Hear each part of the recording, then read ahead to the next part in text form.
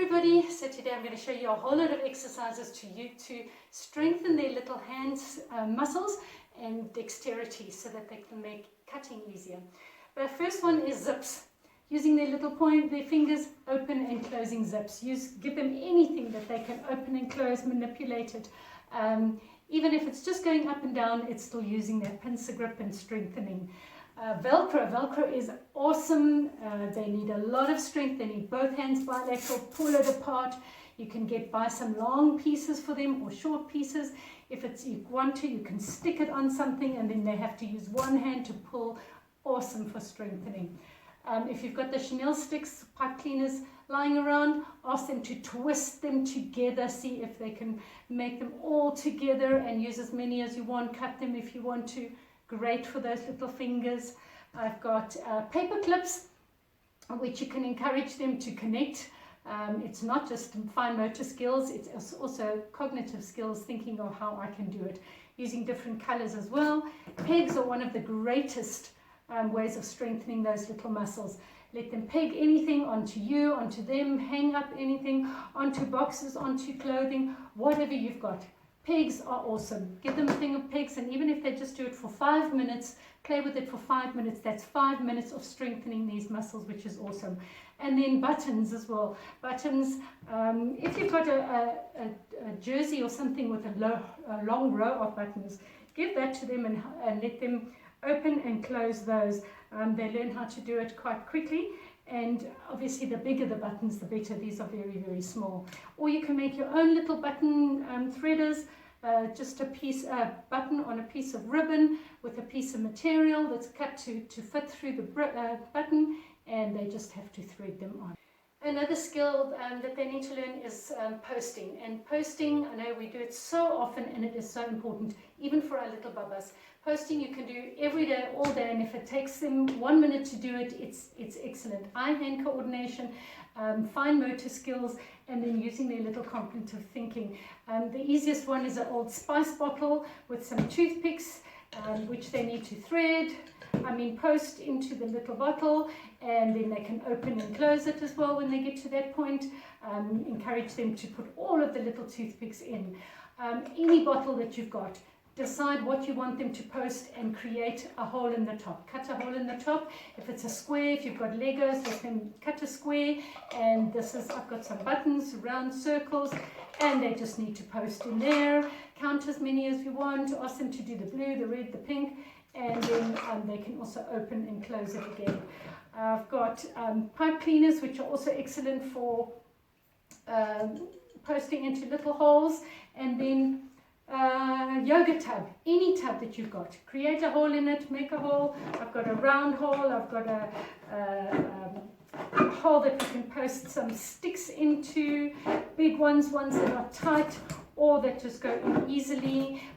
You can put toothpicks, you can use straws, cut up little pieces of straws and use that. I've got some pegs that you can use, that's tiny fine motor skills, which they will need to post in, plain toothpicks, pom-poms, whatever you've got.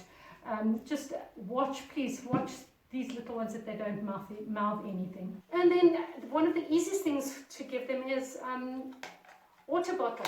All the water bottles have got different lids. This one is a great one because they would need to use their little thumb to open it. Excellent for strengthening that scissors movement.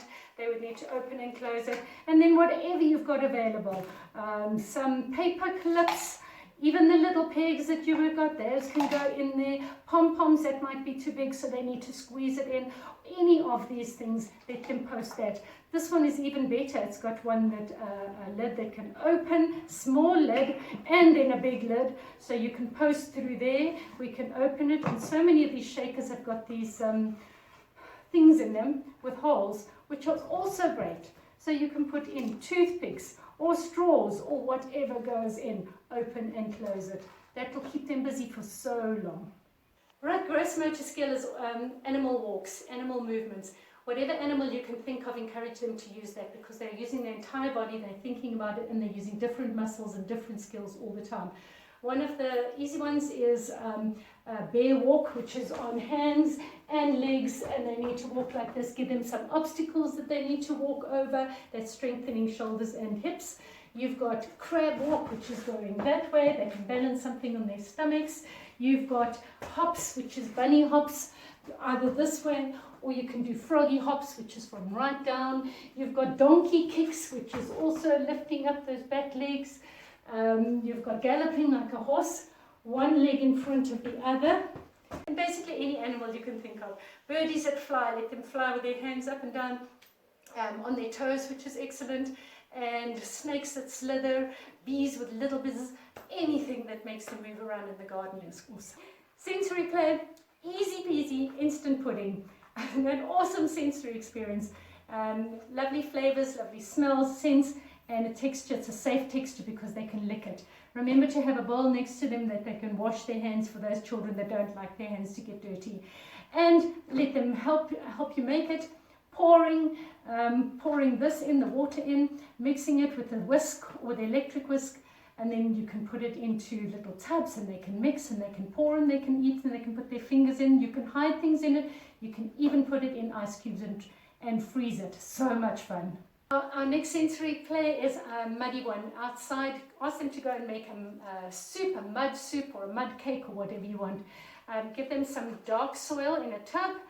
If you don't have dark soil, just add coffee granules to white soil so that it's nice and muddy. Give them a tub of water that's too heavy for them to pick up. You don't want them picking it all up and pouring it in. And a whole lot of utensils that they can scoop and mix and make mud things. And then give them a basket and ask them to go and collect things in the garden that they can put into their soup. My general rule at school is that they're only allowed to use things on the ground, otherwise they pick all of your flowers. So we've got a twig that they need to pick off all the leaves. We've got petal flowers that they need to pick off all the petals individually to put into their soup, and even a piece of grass so that they can pick off each blade. Great for fine motor, great for texture play. Water play to strengthen those little muscles is a spray bottle. Any spray bottle that you've got will work. The whole idea is to get that motion going, which is excellent for strengthening, for cutting and for writing. Let them spray at a target or at anything, different colors. Pump bottles are also great. They need to use bilateral. And of course, just a plain old water bottle that you can squeeze and paint the walls and outside. Also great fun and good for strengthening little hand muscles. And for art, the boys especially love this one, but even the girls do. All it is paint. I've got only two colors here, the red and the blue, with the cars, and we make car tracks. As simple as that. On the paper, forwards, backwards, side, all across the paper. Here I've got a bigger car so that they're using their whole hand, and then I've got a smaller car where they just need to use those pincer grips to use it. And again, all over. If you've got a red and a yellow, it makes an orange, so they're mixing all of their colors and using those little hands as well. The kids love it. I've seen how kids can do this for hours. The last fun activity is to build towers. You can use whatever you've got. You can use pillows, toys, blocks, whatever you've got. I've even got Tupperware here. Building a tower is great for mathematical concepts and for balancing, for all sorts of fine motor skills. And all that they do is they're going to balance. Oh, that isn't going to work. What can we do? Can that fit on there? Let's try this. It can be ones without lids, it can be lids, all different shapes. It just makes it more harder. You can then count the tippers, you can see how high you can go, etc., etc. Great fun. Enjoy!